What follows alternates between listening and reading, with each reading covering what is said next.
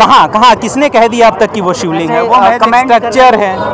नहीं, कमेंट करने वाले तो फिर तो रतनलाल सर की भावनाओं को भी वो हाथ कर रहे हैं, उनके खिलाफ भी कार्रवाई होनी चाहिए। यूनिवर्सिटी है, यहाँ पे राम मंदिर के लिए प्रोफेसर बोल जाते हैं, यहाँ पे किसी कॉलेज में गौशाला बन जाती है, यहाँ पे आप भागवत गीता करवाने लगते हैं, तब यहाँ पर हुड़दंग नहीं होता। एक प्रोफेसर है जो हिस्ट्री का प्रोफेसर होने के नाते, हिस्ट्री का जानकार होने के नाते सिर्फ एक टिप्पणी कर देता है एक स्ट्रक्चर पर, उस पर इतना बड़ा बवाल खड़ा हो जाता है।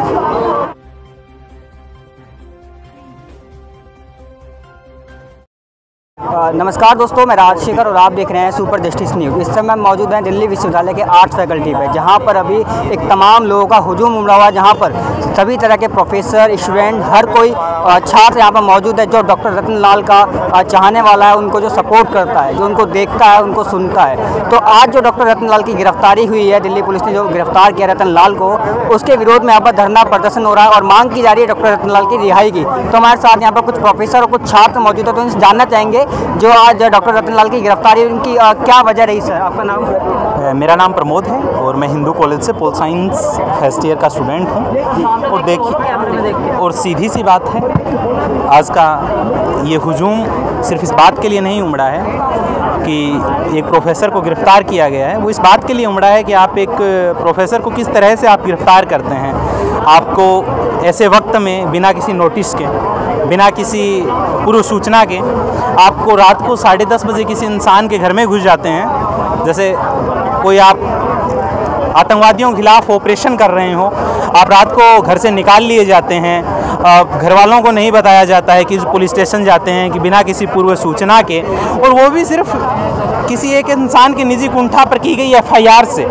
और इसके साथ देखना ये बड़ा महत्वपूर्ण है कि सर की पोस्ट को आप अगर देखेंगे, जिस पर सारा विवाद खड़ा हुआ, जो 6 दिन पहले सर ने एक पोस्ट की, उसमें अगर देखेंगे तो 3 शब्द हैं, यदि, क्या, यदि, शायद, क्या और लगता, कि अगर ऐसा है तो ये लग रहा है।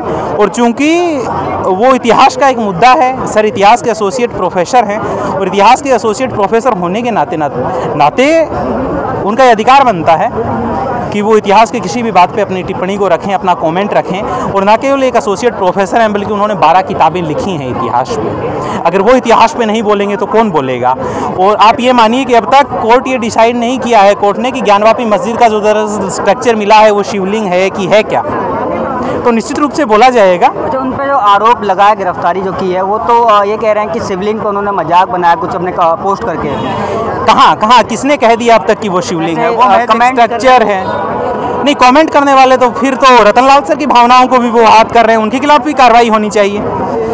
रतनलाल सर सिर्फ आपकी भावनाओं को हाथ थोड़ी कर रहे हैं। आप नीचे कमेंट में जो लिख रहे हैं, परिवार को जो धमकियां दे रहे हैं पहले दिन से, उनके बेटे को, उनकी पत्नी को, उनके स्कूल में पढ़ने वाली बच्ची को मारने की धमकियां दे रहे हैं। सर, प्राइम मिनिस्टर के नाम सर को पत्र लिखना पड़ा इस बात के लिए कि मुझे सिक्योरिटी अवेलेबल करवाई जाए, मुझे सिक्योरिटी दी जाए, या फिर मुझे लाइसेंस दिया जाए AK-56 का। कहाँ, अगर शुरू कहाँ से होती है बात? उस पर कुछ कोई एक्शन नहीं लिया गया? उस पर वहाँ से कोई एक्शन नहीं आया। यहाँ से FIR हुई, आप रात को 10:30 बजे घुस गए कैंपस में, 5 बजे के बाद आप किसी स्टूडेंट को जाने नहीं देते खेलने के लिए। अगर रतनलाल जी के परिवार के साथ कोई घटना घटित होती तो उसका आरोपी कौन होता मुख्य रूप से? उसका आरोपी सीधा सा पुलिस और प्रशासन होगा, ये दिल्ली की सरकार होगी और ये देश की सत्ता होगी, जिसको पत्र लिख करके सर बार बार कह रहे हैं कि सिक्योरिटी दी जाए, मेरी जान खतरे में, सिक्योरिटी दी जाए, मेरी जान खतरे में। और तो किसके हाथ में है सर, आप बताइए? होम मिनिस्टर सरकार का ही तो अंग है, होम मिनिस्टर, वो सरकार के नुमाइंदे ही तो हैं। केंद्र सरकार के हाथ में होम मिनिस्ट्रेशन। हाँ, तो उन्होंने प्रधानमंत्री को और अमित शाह को पत्र लिखा है, PMO को ट्वीट देखिए उनके पिछले 3 दिनों में उठा करके, उनके स्क्रीनशॉट देखिए, लोग कितनी भद्दी बातें लिख रहे हैं। भाई, ये दिल्ली यूनिवर्सिटी है, यहाँ पे राम मंदिर के लिए प्रोफेसर बोल जाते हैं, यहाँ पे किसी कॉलेज में गौशाला बन जाती है, यहाँ पे आप भागवत गीता करवाने लगते हैं, तब यहाँ पर हुड़दंग नहीं होता। एक प्रोफेसर है जो हिस्ट्री का प्रोफेसर होने के नाते, हिस्ट्री का जानकार होने के नाते सिर्फ एक टिप्पणी कर देता है एक स्ट्रक्चर पर, उस पर इतना बड़ा बवाल खड़ा हो जाता है। ये कहाँ की न्याय संगतता है? बाबा साहब की मूर्तियां तोड़ दी जाती है। बाबा साहब की नहीं है, ये पूरे देश में तमाम इंटेलेक्चुअल लोगों की मूर्ति तोड़ी जा रही हैं। और हमें बाबा साहब की मूर्ति टूटने से पहले ये सुनिश्चित करना होगा कि बाबा साहब के जो जिंदा अगवा इस देश में हैं, जिनमें प्रोफेसर रतनलाल उनमें से एक हैं। ऐसे लोग बचे रहें। दिल्ली यूनिवर्सिटी के प्रोफेसर अभी हमारे साथ मौजूद है, तो जानना चाहेंगे सर, जो गिरफ्तारी उस पर हुई, अभी क्या कहना चाहेंगे इस पर? देखिए, बहुत सरल बात है कि आप किसी फेसबुक पोस्ट से, चाहे वो धर्म के बारे में हो या किसी भी और मुद्दे के बारे में हो, राजनीतिक मुद्दे के बारे में हो, आपकी असहमति हो सकती है, लेकिन इस बात के लिए आप अपनी असहमति जाहिर कर सकते हैं, गिरफ्तार नहीं कर सकते। तो मेरे ख्याल में ये गिरफ्तार अनैतिक है और साथ में ये असंवैधानिक भी है। मोटी बात ये है कि हमारे धर्म में या किसी भी धर्म में बहुत सारी सांस्कृतिक विविधताएं होती हैं और बहुत सारे तरीके होते हैं उन विविधताओं से जूझने के। तो क्या आज के समाज में, आज के दौर में हमारे पास ये आज़ादी है कि हम अपनी ही परंपराओं पर सवाल उठा सकें, हम अपनी ही परंपराओं की चीज़ों पर या उनकी विविधताओं पर को रेखांकित कर सकें? क्या हमारे पास ये आज़ादी है? क्या संविधान हमें ये आज़ादी देती है? बिल्कुल देती है। क्या हमारी संस्कृति हमें ये आज़ादी देती है? हमारा इतिहास हमें ये आज़ादी देता है? बिल्कुल देता है। आप देखिए, दयानंद सरस्वती मूर्ति पूजा के विरोधी थे, तो क्या आज वो होते तो गिरफ्तार हो जाते? क्या भगवानों का मजाक उड़ाने की आज़ादी हमारी संस्कृति, हमारे धर्म में है? ऐतिहासिक रूप से बिल्कुल है। आप देख लेंगे संस्कृत साहित्य में इस तरह की मजाकिया चीज़ें, इस तरह के जो व्यंग हैं वो धड़ल्ले से मौजूद है। सर, लोग तो इतिहास को मानते ही नहीं है।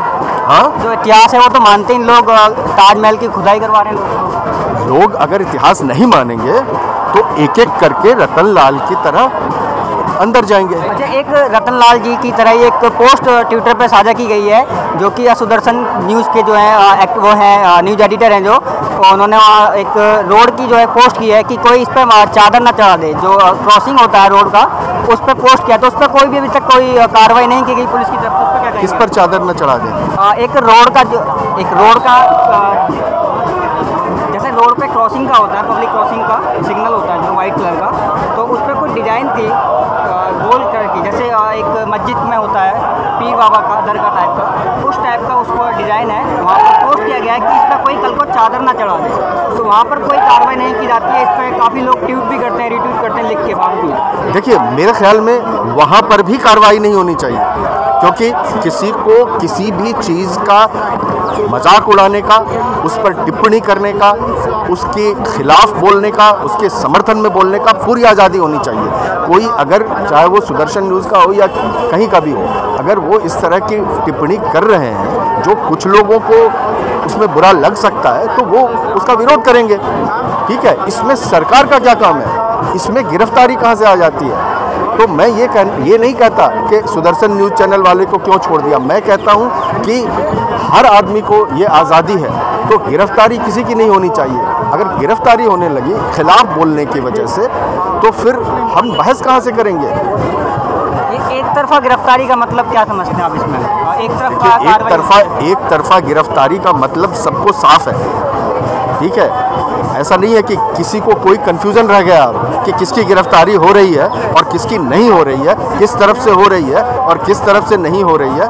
इसको लेकर कहीं कोई भ्रम किसी के मन में नहीं है। ठीक है, तो ये सवाल अपने आप में बहुत स्पष्ट, जो चीज़ जग जाहिर है, जो बिल्कुल दीवार पर साफ साफ लिखी है, वो सवाल है कि एक खास तबके के लोगों की, न सिर्फ एक खास धर्म बल्कि उस धर्म के अंदर भी एक खास समाज, उस तरह के लोगों की गिरफ्तारी हो रही है। आप दिल्ली विश्वविद्यालय में देख लीजिए, साईं बाबा, हेनी बाबू और अब रतनलाल। ठीक है, तो मुश्किल नहीं है ये देखना कि किस किस्म के लोगों की गिरफ्तारी हो रही है। संविधान तो सबके लिए एक बराबर है। तो जो जिस तरीके से रतनलाल जी को गिरफ्तार किया है कि उन्होंने हिंदू लोगों की भावनाओं को आहत किया है, तो ऐसी डॉक्टर बी आर अम्बेडकर की तमाम मूर्तियाँ तोड़ी जाती हैं दिन दहाड़े। वहाँ पर दलितों की भावना आहत नहीं होती क्या? वहाँ पर प्रशासन कोई एक्शन नहीं लेता उस टाइम पर? मैं वही बात कह रहा हूँ कि भावनाओं के आहत होने की जो दलील है वो अपने आप में बिल्कुल बेवजह है, उसका कोई आधार नहीं है, बिल्कुल बेबुनियाद है। ठीक है, आपने लाल कमीज पहन रखी है, मेरा मन आहत होता है। आप घर में क्या खाते हैं उससे मेरी भावना को ठेस पहुंचता है। आप कैसे चलते हैं, आप क्या पहनते हैं, उससे मेरी भावना को ठेस पहुंचता है। तो आप मेरी भावना की कद्र करते करते खर्च हो जाएंगे। अगर हम लोग हर व्यक्ति को ये आज़ादी दे दें कि वो दूसरे व्यक्ति के भावना, दूसरे व्यक्ति के आचरण से अपनी भावना को ठेस पहुंचाने लगे और हम उस पर सरकार की तरफ से कार्रवाई मांगने लगे और करने लगे, तो हम एक दूसरे में ही खर्च हो जाएंगे। ये देश, समाज, राष्ट्र सब कुछ धरा का धरा रह जाएगा। तो ये भावनाओं को ठेस पहुंचाने वाली जो राजनीति है, उसका एक खास किस्म से सोची समझी चाल और साजिश के तहत इस्तेमाल किया जा रहा है। क्या लगता है डॉक्टर रतनलाल जी की जो गिरफ्तारी हुई है वो रिहाई कब तक उनको सुनिश्चित होगी? देखिए, ये तो कानूनी पेच की बात है ना, ये कानूनी पेच की बात है। लेकिन हमको ये भी पता है कि जो हमारी पूरी कानून व्यवस्था है, संविधान ठोस है, हमारे पास जो नियम कानून है वो लगभग सही सलामत है। लेकिन जिस तरीके से उनका राजनीतिक इस्तेमाल होता है, उससे अक्सर ये जो पूरी न्याय व्यवस्था है, जो पहला FIR दर्ज होता है और उसके बाद जब कोर्ट का फैसला आता है, उसके बीच जो कुछ होता है उसमें बहुत सारी गुंजाइश है जो पैसे और सत्ता के बदौलत उसको उलटफेर किया जा सकता है, संविधान के खिलाफ ले जाया जा सकता है। और बहुत संभावना है कि इन केसेस में इस तरह की चीज़ें हो। लेकिन हम लोग यहाँ दिल्ली विश्वविद्यालय के छात्र, दिल्ली विश्वविद्यालय के शिक्षक इसका पुरजोर विरोध करेंगे और हम ये पूरी कोशिश करेंगे कि न्याय, जो संवैधानिक न्याय है, जो न्याय विधि सम्मत न्याय है, वो रतनलाल को मिले और उसका एक ऐसा उदाहरण बने कि किसी को किसी चीज़ की आलोचना करते हुए कल को डर न लगे। नहीं तो हम ऐसी ज़मीन तैयार कर रहे हैं जिसमें हमारे शिक्षक के साथ साथ हमारे छात्र भी डरे हुए, सहमे हुए घूमेंगे। तो फिर हमारी पढ़ाई लिखाई नहीं हो सकती।